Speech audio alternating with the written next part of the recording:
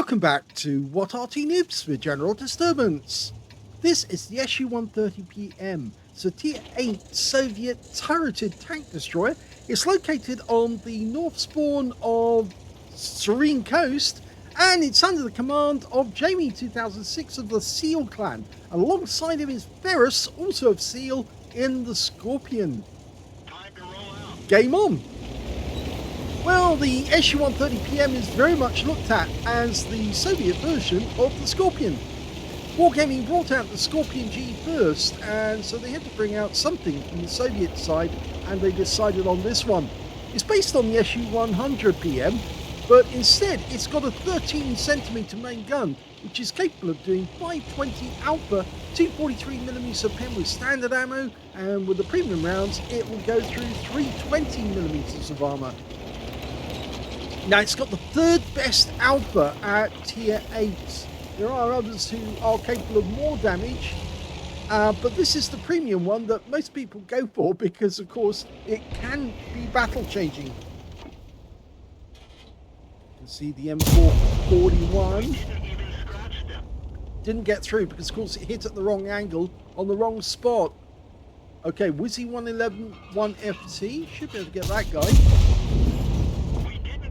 Well, it looks like it hit the tracks because that damage wasn't ours, wasn't recorded, and so I suspect that's where it went. We know there are other tanks trying to make their way down the peninsula, but and a Hawk 30 just got taken out by a Wizzy 132 on our team. Tried to go for the turret and for the cupola and didn't get it. 121. Tough little tanks, the 121s.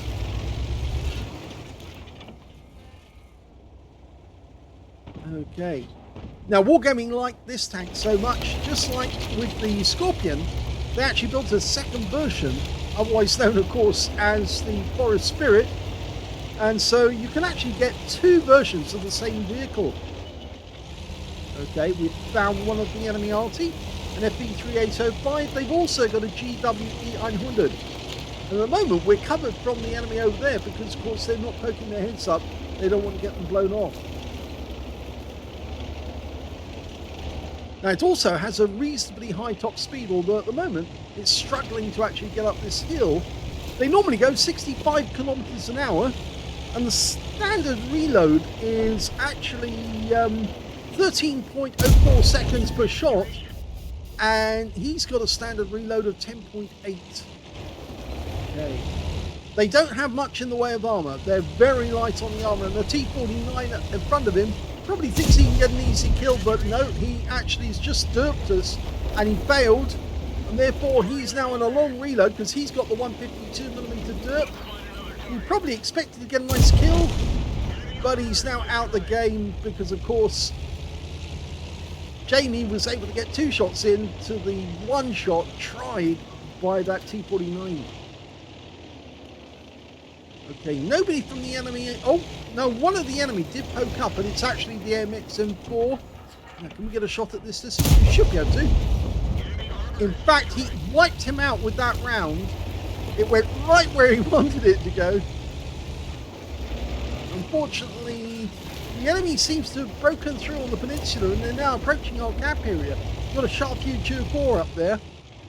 Now, he's actually quite destructive with his 105mm gun. So we have to return because all we've got is an ELC M90 and a GW Tiger near the cap. It's Tier 10 game with Tier 8 tanks. Now, platoon mates, Ferris in the Scorpion, he's way over the other side at the moment, so he can't really return to the cap without look, what's the word I'm looking for? Without jeopardizing that flank. Oh, now he can take that guy. Nice kill. The 121. He came out with too few hit points and he got wiped out. But this Shah is going to take more than two shots to kill him. And oh, we just took around from the Wizzy and we're low on hit points. If we come up against that Shah and he's still got 4 shells, we'll be out the game very, very quickly. So he's pulling back slowly because this thing's got terrible traverse. It does have good top speed, but it's not good on the traverse. And of course, the gun can't turn all the way around on this. You can only get it to turn 77.5 degrees either side of the center line. So now what's happening now is Ferris has committed to come back and help us to deal with that sharp future. We're going to go one side and try and go through the gap, and Ferris is going to go around the other side. Hopefully we'll meet the Shah and deal with him. Oh, he spotted us. He fired at us, which means now he's shot one round. He's just fired another one. Now we can get up. We might take one round, but he's going to take the damage. Oh, he hit the gun. I'm sure that hit the gun, but he goes down to Ferris, so he claims the kill, and that's a very important kill, I think. We're one down on the enemy at the moment, but Ferris, I think, has just saved the game by taking out that Shah. Now, he did take a hit, I think, in that game there, in that exchange. It looks like it. Jamie's having a quick look round as he moves over, and I think the pair of them are now going to try and defend from this position. Both Arty appear to be returning to the cap area, or at least the Batchat 155-58 is doing that. As far as we know, the Wizzy 111-1FT is on the peninsula. We're knocking down trees to make an S to firing position. We lost the GW Tiger. He didn't pull back, and he got taken out by the Centurion Action 10. The Vickers, well, unfortunately, he's also been taken out now. And the Batchat 155-58 needs to move. If he doesn't, he's going to go down as well. And that's going to leave us desperately short. With 3 tanks facing 6 enemy, outnumbered 2-1. And we've lost the Arty, so now we're outnumbered 3-1. So if we win this, it's going to be entirely down to Ferris and to Jamie2006. Okay, there's the Centurion. Ferris gets a hit. Can we get a kill? Here's one shot. We just don't want that Wizzy to turn up suddenly behind us, which is why we're keeping an eye on that corner. There's the strip. Thank you very much. We'll have that. Nice high roll for 562. Can we get a kill shot on one of those? We can probably take out the Centurion. We'll definitely take out the Centurion. We don't know where the Striv is, but we guess that that might be his position. There's the Striv. Did he take a second shot? He did! So our second shot may have actually hit him. There's the Centurion. Nice kill. And in fact, that's the Halonen's medal. And now the Wizzy turns up, but a little too late. Now, can we pen this guy? We're firing the standard AP. We're going for the lower plate. He's waiting.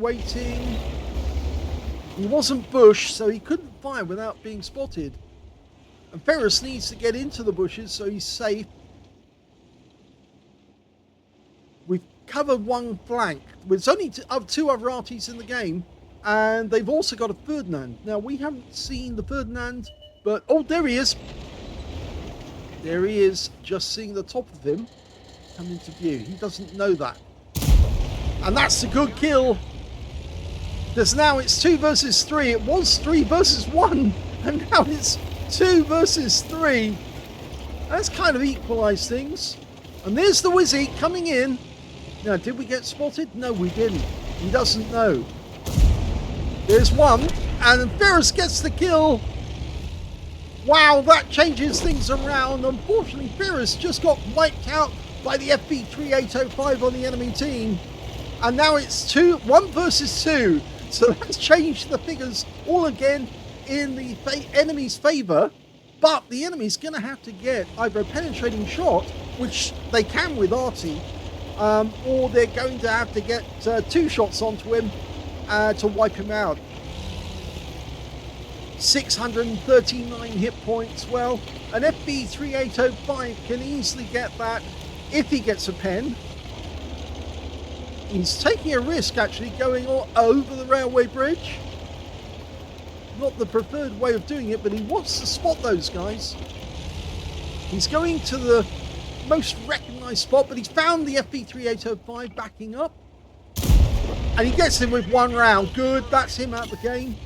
But the last enemy is a GW100. Now he's got a 21 centimeter main gun, a howitzer, and if he hits us, then it's game over if he can get a direct hit. But if he doesn't get a direct hit, Jamie could win the game because he can one-shot that GW100. He's found him. Now, did we get spotted? No, and now we just drive up. He's fired. He's blown his wad. And that's the end of the game. Guns up. He's happy. That's a Pascucci's and a win on the game.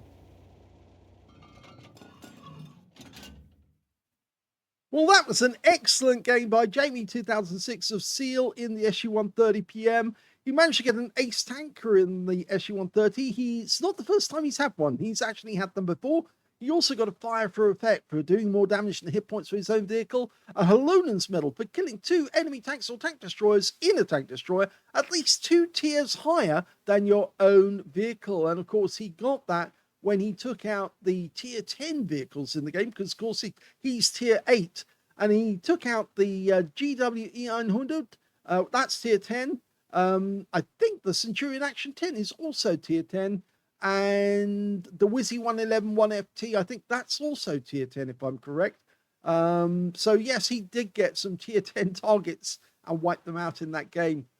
He also picked up a Pascucci's medal because he killed both enemy SPGs, the FB3805, with a clinical shot from fairly long range, actually. But of course, this thing is very, very accurate. It's one of the most accurate tank destroyers in the game, other than, of course, some of the German ones. And he also got a Top Gun for getting at least 6 kills. In fact, he ended up with 7, one short of getting a Radley Walters. But of course, he missed out on getting the kill of the Wizzy 111 1FT. Mainly because Ferris got there before he did with the kill shot. And I don't think he minds that, even that he missed out on the Radleys, because Jamie would just want that guy out of the way, because that's probably one of the few tank destroyers who could do them serious damage with each shot. Let's have a look at team score. Oh, before we do team score, his win 8,841, which is Super Unicum standard and quite a bit more. Let's have a look at team score now. Well, the highest damage in the game actually went to the Centurion Action 10 on the enemy team. He got a high caliber for 5,548 hit points of damage. Second highest damage went to Jamie with 4,399. And the third highest damage went to Ferris, who got 3,766. When it came to kills, Jamie got that one, 7 kills. As I said, one short of a Radley's. 4 kills went to Ferris, and 4 kills went to the Centurion Action 10 on the enemy team. And when it came to base XP, it's, Jamie who got the highest. So he's got the highest in 2 of the columns, missed out on the high caliber. 1,700 base experience points went to Jamie. 1,283 went to Ferris. And 871 went to the Kilana on their team. So only 2 players in the platoon actually managed to get over 1,000 base in the game. And they're the ones who dominated the battle, because between them, they got 11 kills. If they got one more kill, they would have not only picked up a crucial contribution, they would have got a Brothers in Arms as well. And I think they would have got the congratulations of the rest of the team for getting all the kills necessary to win the game. Let's have a look at detail. He only fired 16 rounds in the game. You get 30 rounds in total, so he just over half his ammunition expended. 14 direct hits on the enemy, 11 penetrating shots, 4,399 hit points of damage, of which 856 were at more than 300 meters. He did receive 1 hit. It was a penetrating shot. That was from the Charfuture 4. 2 enemy vehicles spotted, 9 enemy vehicles damaged, 7 killed. Was it the Charfuture? No, it wasn't actually. If I remember correctly, the shot that actually hit him, didn't that come from the Wizzy? Yes, it came from the Wizzy 111 1FT. Yes, I'm wrong there, because I thought it was the Shah, but the Shah actually hit Ferris. He got hit by the Wizzy earlier in the game, and it was quite a big hit, and he had to back away from that. 2 enemy vehicles spotted, 9 enemy vehicles damaged, 7 killed, and 866 hit points of damage assistance, or spotting assist, I think that is, in this game. On a premium count, he actually made a profit of 84,503 credits, which is very, very nice indeed. You can see he didn't use many of the premium rounds because he really didn't need to. He could use standard AP to get what he needed. He also got 2,805 experience points out of that game as well. A very nice little carry by the platoon, not just by Jamie, because it needed Ferris to be there. Otherwise, it just wouldn't have worked on their own. But they were totally outnumbered, and they still managed to beat the enemy, even though they were outnumbered 3-1 at one point in the game. I hope you enjoyed that replay. If you did, please give this video a like. Do subscribe to our channel. Leave a little comment down below because it feeds the algorithm. And thank you for watching.